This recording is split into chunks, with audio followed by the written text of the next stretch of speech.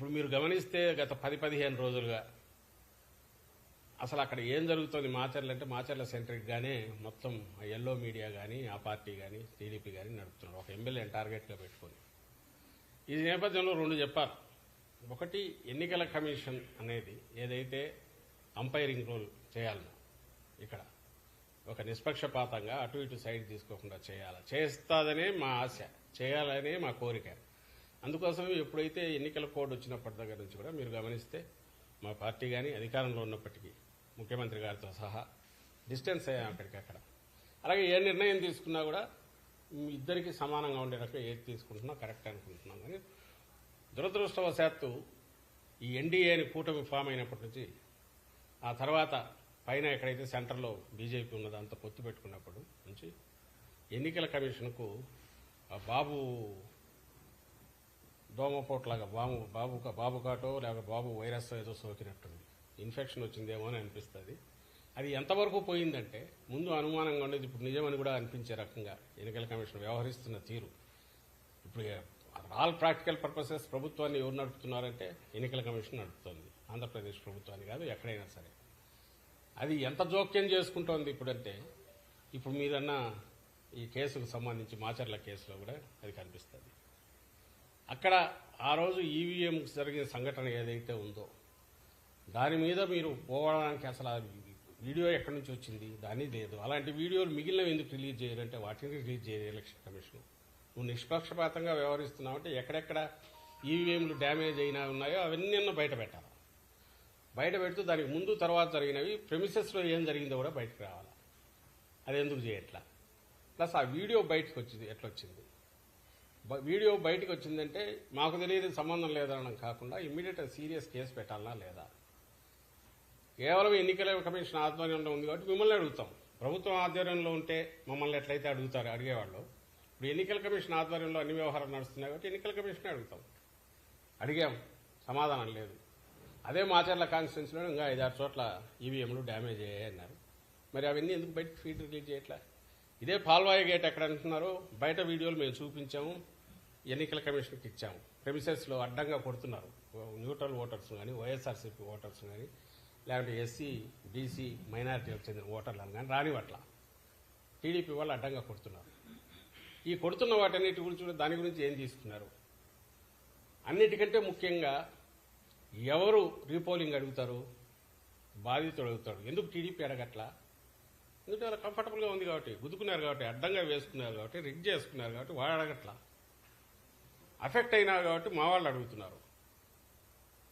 దానికి ఆన్సర్ ఇవ్వాలంటే నువ్వు అన్ని వైపులో చూస్తే తప్ప ఆన్సర్ ఇవ్వలేనప్పుడు ఏకపక్షంగా పోయి కేసు పెట్టి దాని మీద ఇంటీరియం బెయిల్ తెచ్చుకొని అంతవరకు ఎన్నికలు అయ్యేంతవరకు కూడా ఏ యాక్షన్ తీసుకోవద్దని కోర్టు నుంచి తెచ్చుకుంటే, కోర్టును కూడా మోసం చేసే రకంగా కోర్టు డైరెక్షన్ వచ్చిన తర్వాత పాత కేసులు తీసి దాంట్లో మళ్ళీ ముద్దాయిగా పెట్టి 307 పెట్టి ఓ సిఐ 10 రోజులు ఎక్కడ నిద్రపోతున్నాడండి వాడు సిఐ? అతనికి అప్పుడే దెబ్బ తగిలింటే అప్పుడే కదా కేసు ఇది కావాలి. 307 ఇప్పుడు ఎట్లా చేర్చింది? అది పెట్టి అది కూడా ఇప్పుడు కోర్టుది వచ్చిన తర్వాత మళ్ళీ 3 కేసుల్లో తగిలేసి అంటే వస్తే అరెస్ట్ చేయాలని ఈరోజు దాంట్లో కూడా ఇచ్చినట్టుంది. మళ్ళీ పెడతారో తెలియదు ఇంకొన్ని కేసుల్లో. ఈ విచ్-హంటింగ్ కానీ లేదంటే విండిక్టివ్ కక్ష సాధింపుతో కానీ ఎన్నికల కమిషన్ పోవాల్సిన అవసరం ఏమొచ్చింది? దానికి ఎన్నికల కమిషన్ పరిధిలో పనిచేస్తున్న ఇప్పుడు పోలీసు యంత్రాంగం ఎందుకు పోతుంది? ప్రజలు ఆలోచించాలి దీని గురించి. ఇంతకంటే క్లాసిక్ కేసు ఎక్కడన్నా ఉంటుందో మేము వేగ్గా అనట్లా. రెండవది, ఆ సిఐ తరఫున ఒక అనాథరైజ్డ్ ప్రైవేటు ఒక అడ్వకేట్ లాయర్ వచ్చేసి తను రిప్రజెంట్ చేస్తాడు గవర్నమెంట్ దీని నుంచి. ఎవరు పర్మిషన్ ఇచ్చారు? ఎట్లొచ్చాడు తెలియదు. అసలు ఎంతవరకు పోతున్నారంటే బెయిల్ ఇచ్చిన తర్వాత అతను నర్సరావుపేటకు వస్తే అక్కడికి కోర్టు గైడ్లైన్స్ కూడా చెప్పింది, నర్సరావుపేటలో ఉండు, కిందికి పోవద్దని. అక్కడ అతను సర్వేలెన్స్ పెట్టండి అంటే మేము సర్వేలెన్స్ పెట్టడానికి అతను ఇక్కడ లేడు కాబట్టి అతను పిలిపించండి, మేము సర్వేలెన్స్ పెట్టాలి కదా అంటే అది వయలేషన్ అంట. ఏమన్నా అర్థం ఉందండి ఇది? అంటే ఆ ఎక్స్టెంట్కి ఎందుకు పుష్ చేస్తున్నారు? పోనీ అందరి మీద ఇదే చేస్తున్నారా? మరి తాడిపత్రిలో నాకు తెలిసి ఆ అభ్యర్థి మీద కేసులు ఉన్నట్టున్నాయి. వాడి జోలికి పోవట్లా. అక్కడ నాన్ అవైలబుల్ పెట్టచ్చు, 3 చేసి అక్కడ చేయట్లా. ఒక్క మాచర్ల మీదే ఇది పెడుతుంది. ఇంకా అనుమానాలు రావా? అనుమానాలు రావడం ఏంది? రుజువు కావట్లేదు అక్కడ. పూర్తిగా కక్ష సాధింపుతో చంద్రబాబు ఎట్లంటే ఆయన రిమోట్ కంట్రోల్తో ఆయన కానీ ఆయనకు కావాల్సిన వాళ్ళు కానీ ఆ పార్టీ నాయకులు కానీ అన్నదానికి తగినట్టే ఎన్నికల కమిషను లేదా దాని ఆధ్వర్యంలో పనిచేస్తున్న పోలీస్ యంత్రాంగం కానీ ఇతర అధికారులు కానీ పనిచేస్తున్నారేమో, వ్యవహరిస్తున్నారేమో అని ఖచ్చితంగా అనిపిస్తుంది. సో ఈరోజు రాలా నిజంగా ఈవీఎం డ్యామేజ్. పోనీ పిఓ ఏమైనా రాశాడా? PO log book main criteria అయినప్పుడు, ప్రాతిపదిక అయినప్పుడు పోలింగ్ ఆగిందని కానీ ఇంకోటని రాశారు. మరుసటి రోజు కేసు పెట్టారు అన్ఐడెంటిఫైడ్ అని కానీ, లేదా పాల్వాయి గేట్ విషయంలో. దాంట్లో లాగ్ బుక్లో రాలే కదా. అదే కదా యాడ్ స్టిక్ మీకు. ఒక వీడియో, పోనీ ఆ వీడియో నువ్వే ఒప్పుకుంటున్నావు, ఈసీ మాకు తెలియదు అది ఎట్లా బయటకు వచ్చిందని. మరి ఒరిజినల్ ఏముంది? రిలీజ్ చేయి. దాంతోపాటు మిగిలిన 6, 7 అన్నీ రిలీజ్ చేయి. తెలిసిపోతుందిగా ఏం జరిగింది అక్కడని. మరి అక్కడ కూడా అదే న్యాయం అప్లై చేయాలిగా.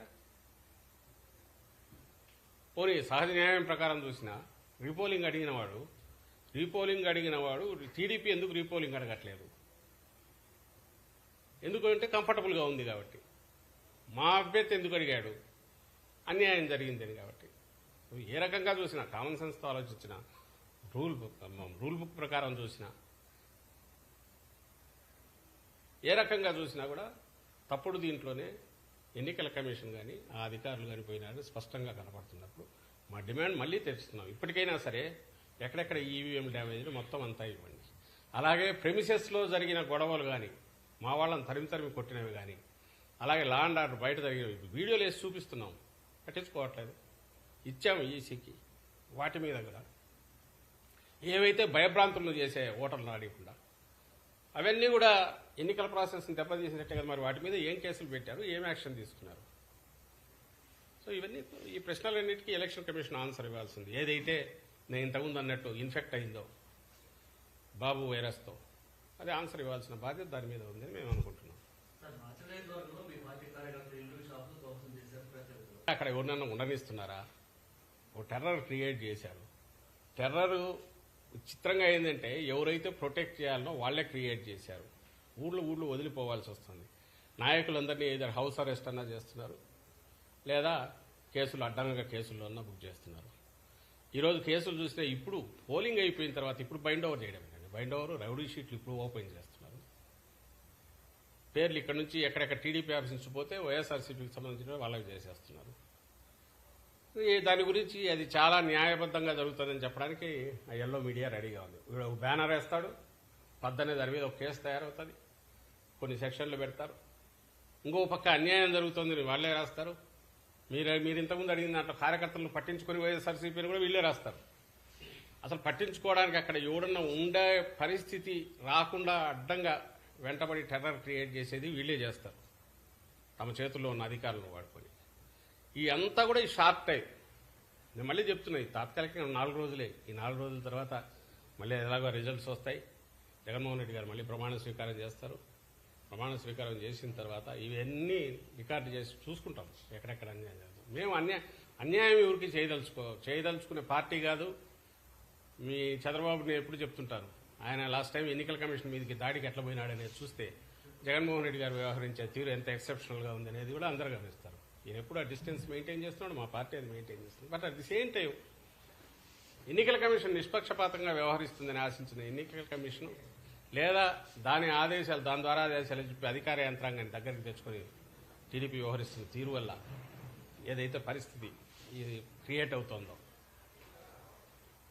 ఈ నేపథ్యం దీనికి సంబంధించిన దాన్ని ఢీకొనాలంటే, తట్టుకొని ఇది చేయాలంటే అసలు మనుషులు అక్కడ నిలబడి ఎవరైనా సొలైజ్ చేయడమో, వాళ్ళని పరామర్శించడమో, అసలు బాధితులు బయటకు వచ్చి చేసేటట్టు ఉండే పరిస్థితి ఉందా? వన్ సైడ్ అటు సైడ్ తీసుకున్నారు.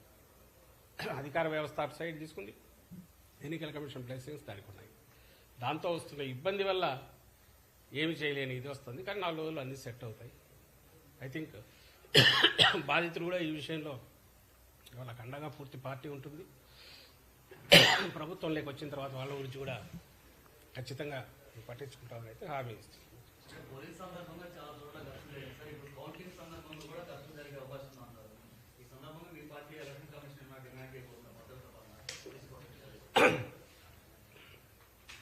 మళ్ళీ చెప్తున్నాం, నిష్పక్షపాతంగా ఉంటే సరిపోతుంది, ఏం అక్కర్లా. కౌంటింగ్ అనేది కొన్ని గంటల ప్రక్రియ. మేము అనవసరమైన భయాలు ఇది చేయదలుచుకోలే, మేము భయపడుతున్నామని మేమని చెప్పలేదు. ఎందుకంటే అపోజిషన్లో ఉన్నప్పుడే డీల్ చేశాం. ఇప్పుడు ప్రాబ్లం ఏమొస్తుందంటే పేరుకు అధికారంలో ఉన్న పార్టీ లాగా ఉంటుంది, అధికారులేమో ఎన్నికల కమిషన్వి. ప్రతిదాన్ని ఏదన్నా నువ్వే అధికారంలో ఉన్నావు కదా అనడానికి, జనమన్నా అనుకోవడానికి ఒక అవకాశం ఉంటుంది. కానీ ఇక్కడ పరిస్థితి చూస్తే మాత్రం అట్లా లేదు. అపోజిషన్లో ఉన్న దానికంటే కూడా ఇంకా అన్యాయంగా తయారైంది. కేవలం వ్యవస్థలను మేనేజ్ చేయగలిగిన లక్షణం,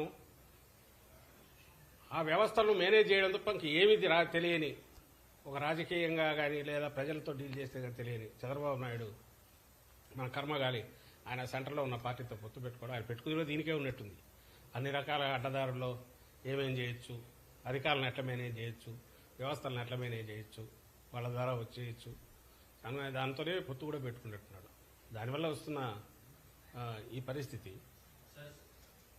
లీడ్ చేస్తుంటారు. ఎందుకంటే ఎన్నికల కమిషన్ గైడ్ లైన్స్ ప్రకారం ఆయన ఉంటారు, వ్యవహారాలు నడుస్తుంటాయి. కానీ ఒక విషయం అయితే చెప్పదలుచుకున్నాం, మీరు గమనిస్తే చీఫ్ సెక్రటరీ గారి మీద ఆయన్ను తప్పించాలనే టార్గెట్తో ఒక 2 నెలల నుంచి ముందు ఎన్నికల కమిషన్ ఆయన కుమ్మక్కని రాశారు. పాప ఆ సీఈఓను ఈయన కలిసి ఆయన మీదన ఆయన ఈయన మీదన అది వాళ్ళే రాస్తారు. టెర్రరైజ్ చేసి, సరైన మాట ఏంటంటే ఉగ్రవాదులు ఎట్లా చేస్తారో అట్లా టెర్రరైజ్ చేయడం, బెదరగొట్టడం, రౌడీ చేయడం, జులుం చేయడం. ఆ దెబ్బకు భయపడి అవతలోడు దారిలోకి రావాలి.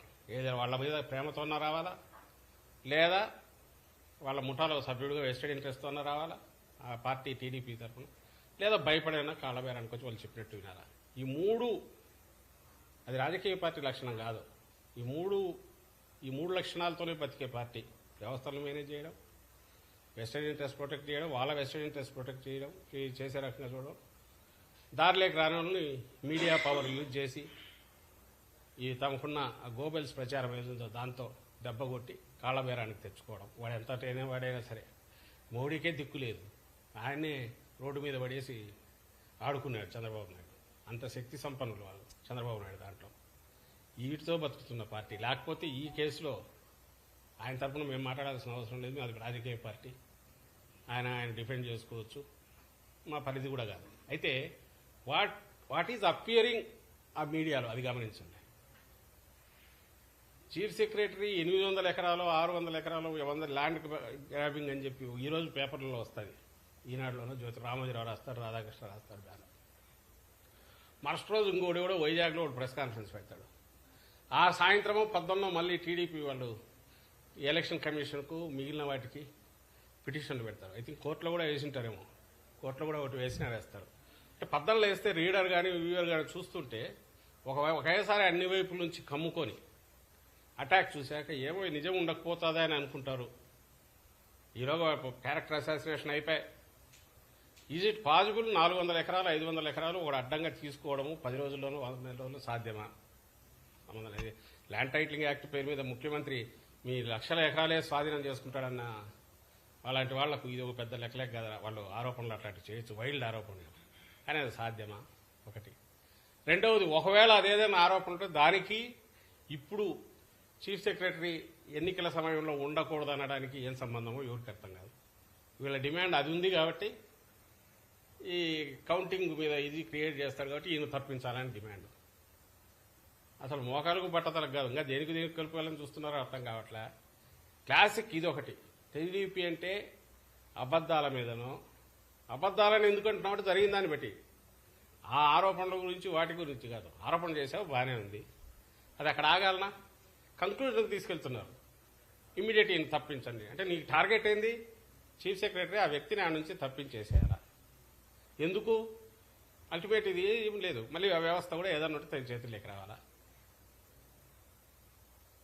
ఎన్నికల కమిషన్ నిష్పక్షపాతంగా ఉండి అది పనిచేస్తున్నప్పుడు, ఇక్కడ ఎవరున్నా కూడా చేయడానికి లిమిటెడ్ రోల్ కౌంటింగ్ వరకు ఏమీ లేనప్పుడు, నీకు ఏ పని లేనట్టు ఆఖరికి ఇప్పుడు దాని మీద కూడా పోయి అర్జెంటుగా ఒక వైల్డ్ ఆరోపణలు తీసుకొచ్చి పేసేసి ఆరోపణలతో ఆగకుండా ఒక కంక్లూజన్కి వచ్చి ఇమీడియట్ తప్పించండి అని కూడా చేసి ఇంకా అక్కడికి పోయి ఇన్ఫ్లుయెన్స్ కూడా చేసే ప్రయత్నం చేస్తారు. నేను దీన్ని ఎందుకు చెప్తున్నానంటే వీళ్ళ క్యారెక్టర్ ఎట్లాంటిది, ఎంత క్రూరమైన దుర్మార్గమైన నీచమైన ఎక్కడికైనా ఏ లెవెల్ కన్నా పోతారు.